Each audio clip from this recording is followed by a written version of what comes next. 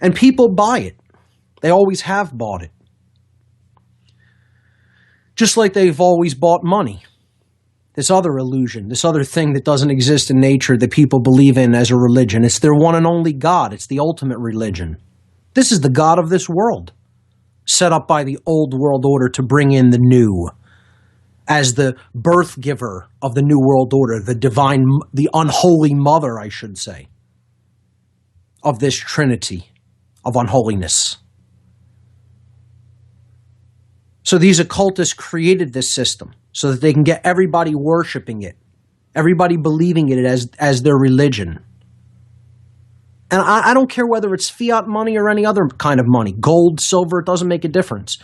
It's all a representative construct that is not actually the things that do carry energy. Gold is not food. Gold is not water. You're not going to eat it and get energy from it. It is not sunlight. Okay? That's what energy actually is. That's what real money is. Real money is actually something that's within us, a power that's within us. That's why it's called the one eye. It's the power of the soul. That's the real money. But energy, money representing energy, is an illusion. The only real forms of energy we need is sunlight, water, food, air, etc. Real resources that enable us to live because they nourish the physical vehicle that we live in while we are in incarnation here on this world. And I don't care how much you want those things to represent those other things that you do actually need for sustenance, try and eat some gold. And you'll find out just how much it actually is the food or water that you need to subsist. It only represents it, and it only ever has represented it. Once you get into that form of thinking that this is that, because it represents it, I'm going to use it as a medium of exchange, and that will suddenly make it okay, and it'll never turn into a form of bondage, just as long as we all agree that that's the medium of exchange. Doesn't make a difference how voluntary an illusion is. It's still an illusion. Money does not, never has, and never will exist in nature.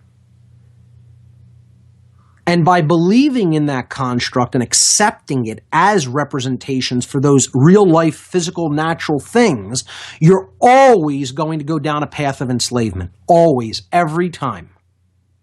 And I'm not a communist or a socialist.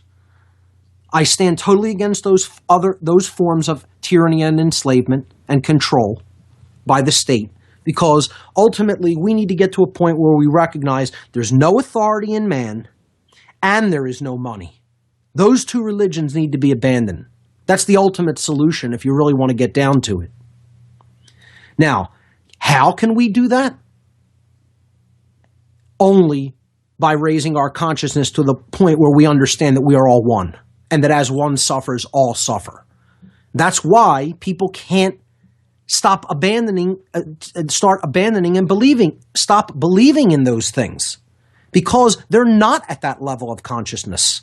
That's the very reason they're unable to give up these religions, because their consciousness has not evolved to a point where they understand that they are one with everything around them.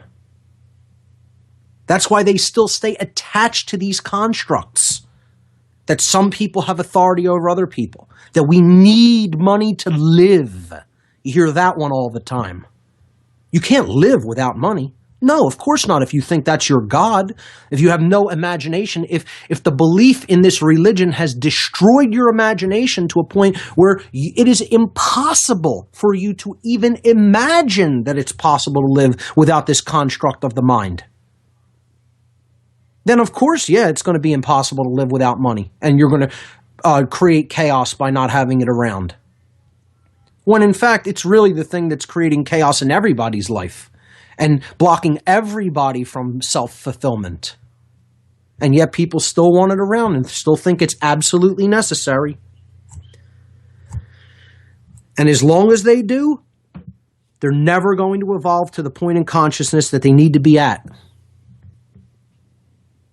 to truly, truly affect a solution.